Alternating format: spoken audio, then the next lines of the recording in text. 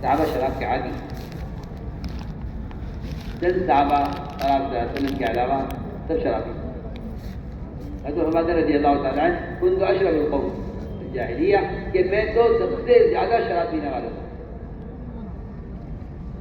شراب جب حلال تھی لوگ اس شراب کے عادی تھے، کوئی شادی کوئی تقریب، جیسے دوبارہ پانی دودھ پیا جاتا ہے وہاں شراب پی جاتی ہے، ساری تجارت شراب پر، پانی کی طرح شراب پی جاتی ہے۔ جب حکم آیا شراب کے حرام ہونے کا، پہلی بات تو یہ ہے کہ شراب کے حرام ہونے کا حکم کس وقت آیا؟ اس لیے نہیں کہ بھائی صحت خراب ہو رہی ہے لوگوں کی، شراب حرام کر دو۔ آج کل ڈاکٹر کہتے ہیں صحت خراب ہو رہی ہے شراب نہ پیو، اسی کیا مطلب بیچارے کو حرام سے حلال سے دیا۔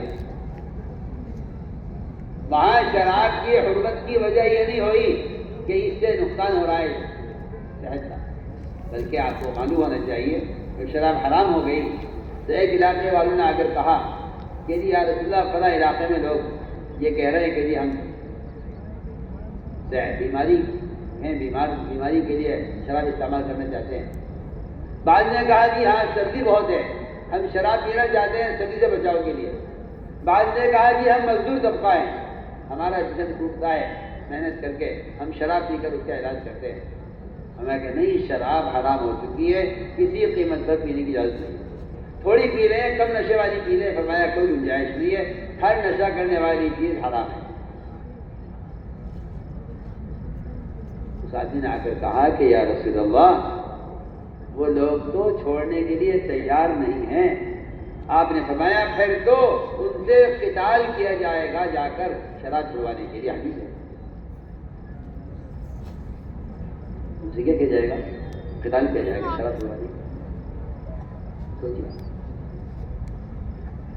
ایمان جب بن رہا تھا، احکام نازل ہو رہے تھے، جو پڑھتے ہیں لوگ تعلیم ایمان قبل ان نتعلم القرآن، اس کا مطلب یہ ہے کہ قرآن نازل ہوتا جاتا تھا اور ہمارا ایمان کے حلقے اس قرآن کی آیت کو ہمارے عمل میں داخل کرتے جاتے تھے۔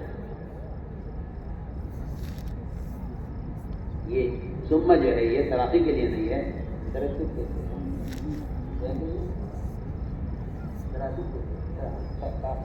تعاقب کے لیے نہیں ہے، ترقی کے لیے۔ سنو، تو میں نے عرض کیا کہ شراب حرام ہوئی کیوں ہوئی؟ شراب حرام ہونے کی وجہ یہ ہوئی کہ امام صاحب نے مغرب کی نماز پڑھائی، اس میں سورہ کافرون میں اٹک گئے، حضرت عمر کو چڑھ گئی کہ نمازیں خراب ہو رہی ہے شراب سے۔ یا آپ کے یہاں تو شراب کے نشے میں کوئی قتل ہو جائے، کوئی کسی بیوی کو طلاق دے دے، کوئی بچوں کو اٹھا کے پھینک دے، کوئی دکان میں آگ لگا دے، کوئی شراب کے نشے میں آ کے کسی کا نقصان کر دے، آپ کو تو پھر بھی اس کی حرمت اور اس کو چھوڑنے کا خیال نہیں آتا۔ وہاں نماز، ایک وقت کی نماز ایک مرتبہ صرف وہ امام صاحب پر دماغ کو شراب کا نشے کا اثر تھا، حالانکہ اس وقت حلال کی بھی شراب سے پیتے تھے۔ یہ نماز خراب ہو رہی ہے، رسول اللہ شراب حرام کرائی۔ آپ اللہ سے کہیے شراب حرام ہو جائے، ایک نماز کے خراب ہونے پر ہمیشہ کے لیے شراب حرام کر دی گئی۔ ایسے وہ متقی لوگ جو دیکھتے تھے کہ دنیا میں کون سی حلال چیز ایسی ہے جس سے عبادات پر غلط اثر پڑ رہا ہے، دنیا میں کون سی حلال چیز ایسی ہے جس کا اس سے دین کا نقصان ہو رہا ہے۔ اب تو حرام چیزوں کو بھی لوگ اختیار کرتے ہیں کہ اگر اس کی ضرورت ہے۔ اس زمانے میں حلال چیز کو بھی حرام کروایا عمر نے کہہ کر اللہ تعالیٰ سے دعا کر کے، کیونکہ شراب حلال تھی لیکن نماز ایک مرتبہ خراب ہو گئی، میں شراب حرام ہونی چاہیے۔ میرے دوستوں، یہ بات بہت توجہ سننے کی ہے۔ انسان ایک چیز کا عادی ہوتا ہے، اللہ تعالیٰ اس کے خلاف حکم لا کر دیکھتے ہیں کہ ہماری کسی بات کا۔ اسی طرح انسانی کچھ ضرورتیں ہیں، بہت توجہ بات سنو۔ انسانی کو ضرورت ہے، میں کہتا ہوں سب سے بنیادی ضرورت بھوک ہے۔ انسان کا فطری تقاضا، میں نے آپ سے عرض کیا تھا شروع میں کہ بھوک کا تقاضا پیدا کر دیا، روزہ فرض کر دیا۔